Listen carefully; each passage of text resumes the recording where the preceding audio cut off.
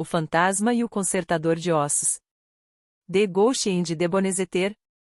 De Joseph Sheridan Le Fanu. Passando os olhos pelos papéis de meu valioso e respeitado amigo, o falecido Francis Purcell, que por quase 50 anos exerceu as árduas funções de reverendo no sul da Irlanda, dei com o documento que se segue. É um entre muitos, já que ele era um colecionador curioso e diligente das velhas tradições locais, um bem que muito abundava na área em que residia. A coleção e a organização de tais lendas eram, se bem me recordo, seu hobby, mas eu nunca soubera que o amor pelo maravilhoso e estranho o havia levado a registrar os resultados de suas investigações por escrito, até que, no papel de depositário residual, seu testamento me deu posse de todos os seus manuscritos. Para aqueles que possam pensar que a composição de tais produções seria inconsistente com a personalidade e os hábitos de um reverendo da roça, é preciso observar que havia uma raça de padres, os da velha escola, uma raça hoje praticamente em extinção, cujos hábitos eram, por vários motivos, mais refinados, e cujos gostos mais literários do que se encontra entre os alunos de Maynooth. Talvez seja preciso acrescentar que a superstição ilustrada pela história abaixo, ou seja, que o cadáver enterrado por último seja obrigado, durante os primeiros tempos de seu enterro, a fornecer aos irmãos inquilinos do Campo Santo onde ele jaz, água fresca para aliviar a sede ardente do purgatório, é recorrente em todo o sul da Irlanda. O escritor garante um caso em que um fazendeiro poderoso e respeitável, nas fronteiras de Tipperary, enternecido pelos calos de sua finada ajudante, colocou no caixão dela 2 pares de tamancos, um pesado e um leve, um para os dias secos, outro para o tempo úmido. Procurava, dessa maneira, mitigar o cansaço de suas inevitáveis perambulações em busca de água, administrando-a às almas sedentas do purgatório. Conflitos ferozes e desesperados se seguiram ao caso de 2 enterros chegando juntos ao mesmo Campo Santo, cada qual buscando garantir para seu morto a prioridade de sepultamento, e a imunidade do imposto cobrado aos poderes pedestres do último a chegar. Um caso ocorreu não faz muito tempo, em que os acompanhantes de um féretro em situação semelhante, temendo que seu falecido amigo perdesse essa inestimável vantagem para o outro, chegaram à igreja usando um atalho, e violando um de seus preconceitos mais fortes, jogaram o próprio caixão por cima do muro, para não perder tempo entrando pelo portão. Numerosos exemplos do mesmo tipo podem ser citados, todos tendendo a mostrar a força arraigada dessa superstição entre os camponeses do sul. Porém não devo deter mais o leitor com comentários prefaciais, mas sim continuar a apresentação do seguinte. Súmula dos papéis manuscritos do falecido Reverendo Francis Purcell, de Druncolag. Conto os detalhes que se seguem, do modo como deles me lembro, nas palavras do narrador. Talvez seja necessário observar que ele era o que se chama um homem de boas falas, que durante um bom tempo foi instrutor da juventude talentosa de sua paróquia nativa nas artes e ciências liberais que ele achava conveniente professar, uma circunstância que talvez justifique a ocorrência de grandes palavras, no curso desta narrativa, mais notáveis por seu efeito eufônico do que pela correção do emprego. Início, então, sem maiores delongas, a apresentação das aventuras maravilhosas de Terry New. E, gente, ó aqui uma história mesmo, de verdade como é verdade que vocês estão sentados aí, e eu falo mesmo que não tem um rapaz nas 7 paróquias que possa contar melhor nem mais direito que eu mesmo, que foi com meu pai mesmo que aconteceu, e já perdi a conta de tanta vez que escutei da própria boca dele, e digo mesmo, com orgulho mesmo, a palavra de meu pai era inacreditável como qualquer jura de coronel do interior, e se por um acaso um coitado lá dava azar e entrava em confusão, era ele que levavam para o tribunal para testemunhar, mas isso não quer dizer ele era um homem honesto e sóbrio, mesmo sendo um pouquinho chegado a um copo, como qualquer um podia ver andando com ele um dia inteiro, e não tinha ninguém como ele no derredor para trabalho noturno e para cavar buraco, e ele era muito jeitoso com carpintaria, e para consertar ferramentas velhas, essas coisas.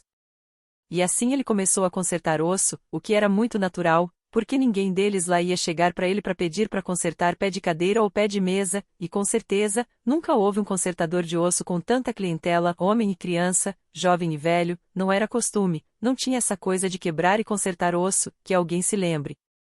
Bom, Terry New, esse era o nome do meu pai, começou a sentir o coração leve e o bolso pesado, e arrumou uma terrinha para cuidar que pertencia ao senhor do Falim, logo embaixo do castelo velho, e era um pedacinho danadinho de bom, e todo dia, toda manhã, os coitados que não conseguiam botar o pé no chão, com braços quebrados e pernas quebradas, vinham se arrastando de todo lado para ele consertar os ossos.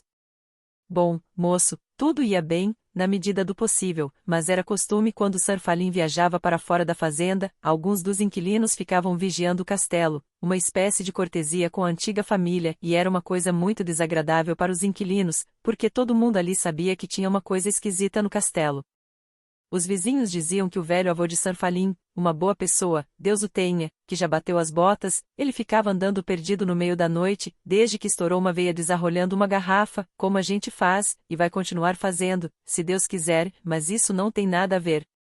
Então, como eu estava dizendo, o senhorio das terras saía da moldura, onde ficava seu retrato pendurado na parede, para quebrar as garrafas e os copos, Deus tenha piedade de nós, e beber tudo que encontrasse pela frente, e não se pode culpar o homem por isso, e aí se alguém da família chegasse, ele voltava pro lugar, com cara de inocente como se não soubesse de nada, aquele velho mandrião. Bom, meu patrão, como eu ia dizendo, um dia a família lá do castelo foi para Dublin passar uns dias, e como sempre, alguns inquilinos tinham que ficar vigiando o castelo, e na terceira noite chegou o turno do meu pai.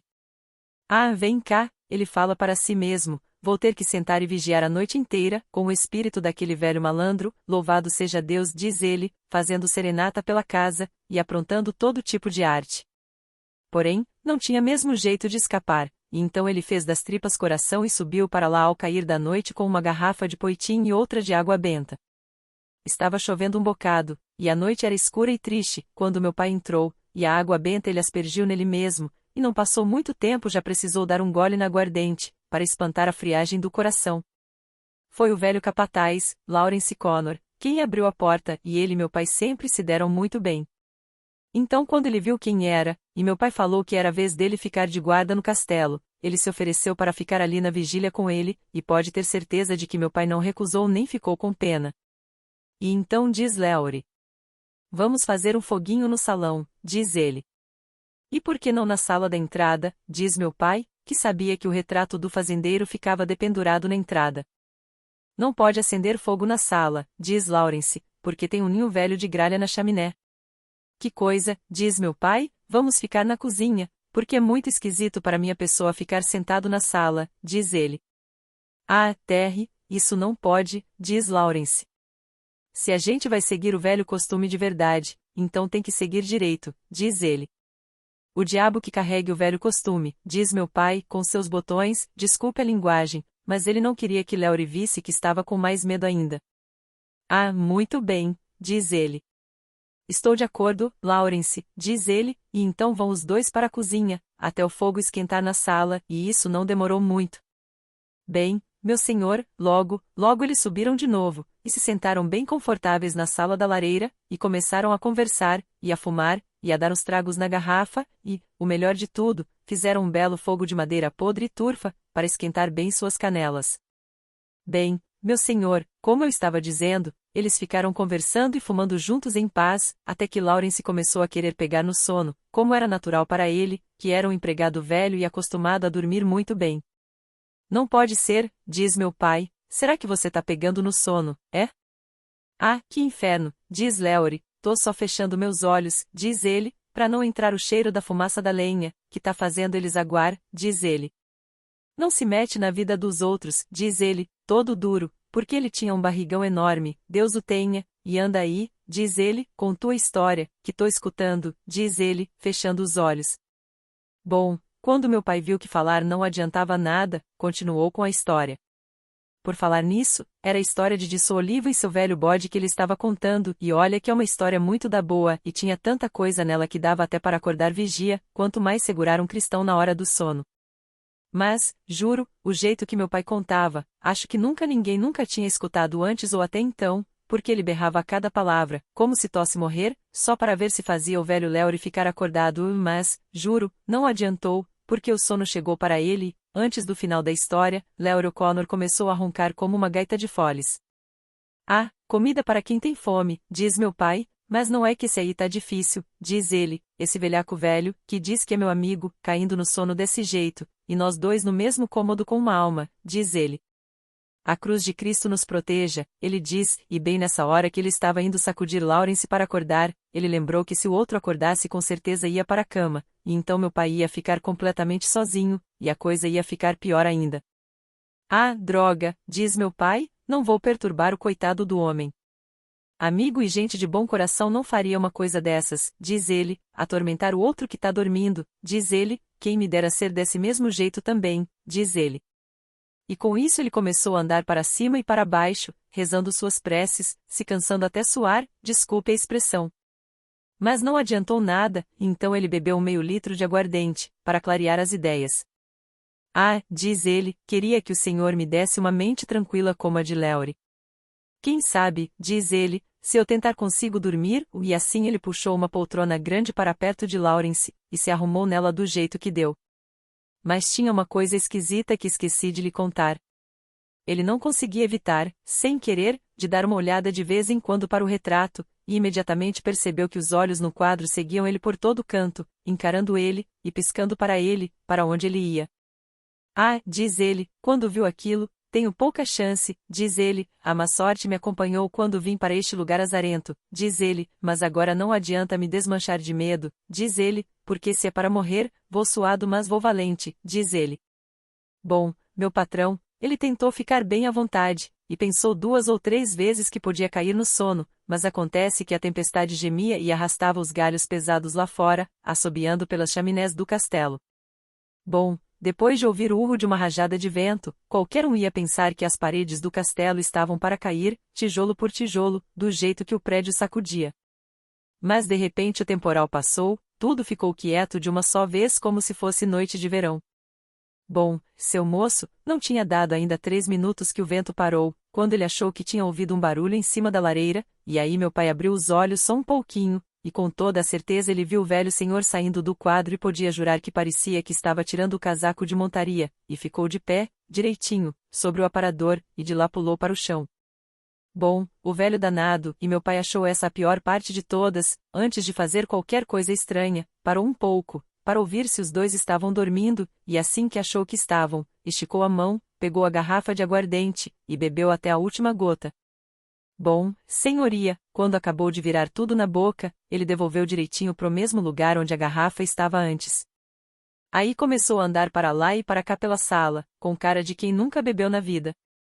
E cada vez que passava perto de meu pai sentia um cheiro forte de enxofre, e era aquilo que assustou ele demais da conta, porque ele sabia que era enxofre que queimava no inferno, desculpe a expressão. De todo jeito, ele sabia disso por causa do padre Murphy, que sabia o que estava dizendo, ele já morreu, Deus o tenha. Bem, meu patrão, meu pai estava até bem calmo até que o espírito passou perto dele, tão pertinho, Deus tenha piedade de nós, que o cheiro de enxofre tirou a respiração dele, e aí ele teve um ataque de tosse que quase caiu da poltrona onde estava sentado. Ei, diz o senhorio, parando de repente 2 passos adiante, e virando para encarar meu pai, é você que tá aí dentro? E como tem passado, Terry New? Ao seu dispor, diz meu pai, do jeito que o medo permitia, porque estava mais morto do que vivo, e fico feliz de ver o senhor meu patrão esta noite, diz ele. Terence, diz o fazendeiro, você é um homem sério, e era verdade mesmo, um homem trabalhador e sóbrio, e um exemplo de embriaguez para a paróquia inteira, diz ele. Obrigado, senhor, diz meu pai, criando coragem, o senhor sempre foi um cavalheiro muito atencioso, Deus o tenha. Deus me tenha, diz o espírito, ficando com a cara vermelha de raiva, Deus me tenha, diz ele. Olha, seu cretino ignorante, diz ele, seu imbecil cretino ignorante, diz ele, onde deixou sua educação, diz ele. Se eu estou morto, não é minha culpa, diz ele, e isso não é para ficar jogando na minha cara toda hora, me faz o favor, diz ele, batendo o pé no chão, e parecia que as tábuas iam se espatifar embaixo dele. Ah, diz meu pai, eu sou apenas um pobre homem bobo e ignorante, diz ele. E é isso e só isso mesmo, diz o senhor, mas seja como for, diz ele, não foi para ficar ouvindo suas baboseiras, nem conversando com um tipo como você, que eu vim aqui para cima, para baixo, digo eu, ele diz, e embora o erro fosse pequeno, meu pai logo percebeu. Ouça bem, Terence New, diz ele, eu sempre fui um bom amo para Patrick New, seu avô, diz ele. É verdade, diz meu pai. E, além disso, penso que sempre fui um cavalheiro sóbrio e correto, diz o outro. É a fama que o senhor tem, com certeza, diz meu pai, embora fosse uma grande mentira, mas ele nada podia fazer. Bem, diz o espírito, embora eu fosse sóbrio como a maioria dos homens, pelo menos como alguns cavalheiros, diz ele, e embora eu fosse de vez em quando um cristão exemplar, caritativo e humano para com os pobres, diz ele, por tudo isso é que não estou contente onde estou agora, diz ele, como seria de esperar, diz ele. Mas que grande lástima, diz meu pai. Talvez sua senhoria queira que eu dê uma palavrinha com o padre Murphy? Segure essa língua, seu linguarudo miserável, diz o proprietário, não é na minha alma que estou pensando, e não sei como você pode ter a petulância de falar com um cavalheiro sobre sua alma, e quando eu quiser consertar isso, diz ele, batendo no quadril, eu vou lá onde eles sabem o que fazer, diz ele. Não é minha alma, diz ele, sentando defronte a meu pai. Não é minha alma que me preocupa mais, estou com um problema na perna direita, diz ele, que quebrei no campo em Glenvarloch no dia em que matei o preto Barney. Meu pai descobriu depois que Barney era um cavalo favorito que caiu embaixo dele, depois de saltar a cerca alta que dividia o vale. Eu espero, diz meu pai, que meu patrão não esteja preocupado por ter matado ele. Segure essa língua, estúpido, diz o fazendeiro, e vou lhe contar o porquê do problema com minha perna, diz ele. No lugar onde passo a maior parte do tempo, diz ele, exceto essa distraçãozinha que eu me permito vindo por aqui, diz ele, preciso caminhar muito mais do que estava acostumado, diz ele, e muito mais do que me faz bem também, diz ele, pois vou lhe contar uma coisa, diz ele, o pessoal onde estou gosta demais de água fresca, já que não há nada melhor para beber e, além disso, o clima é quente demais para se apreciar, diz ele, e eu fui indicado, diz ele, para ajudar a carregar a água. E sobra só um pouquinho para mim, diz ele, e dá um trabalho danado, uma tarefa cansativa, posso garantir, diz ele, porque eles todos vivem secos, e bebem muito depressa, minhas pernas não dão conta de carregar tanta água, diz ele, mas o que me mata mesmo, diz ele, é a fraqueza da perna, diz ele, e eu quero que você me dê uns 2 puxões para botar no lugar, diz ele. Ah, por favor, senhorio, diz meu pai, porque ele não queria botar a mão no espírito de jeito nenhum, eu não teria a petulância de fazer isso com o senhor, diz ele, é só com os pobres coitados que nem eu que faço isso, diz ele. Pode parar com essa conversa fiada, diz o senhorio, aqui está minha perna, diz ele, levantando-a na direção dele, pode puxar com vontade, diz ele, e se você não puxar, pelos poderes imortais não vou deixar um ossinho em tua carcaça que não vire poeira, diz ele. Quando meu pai escutou aquilo, viu que não adiantava fingir, e então segurou a perna, e puxou, até que o suor, Deus nos abençoe, começou a escorrer por seu rosto. Puxe, seu danado, diz o homem. Às suas ordens, meu senhorio, diz meu pai. Puxe com mais força, diz o senhorio. Meu pai puxava como o diabo. Vou tomar um golinho, diz o senhorio, alcançando com a mão uma garrafa, para criar coragem, diz ele, deixando cair todo o peso do corpo. Mas, esperto como ele só, estando aqui fora, pegou a garrafa errada.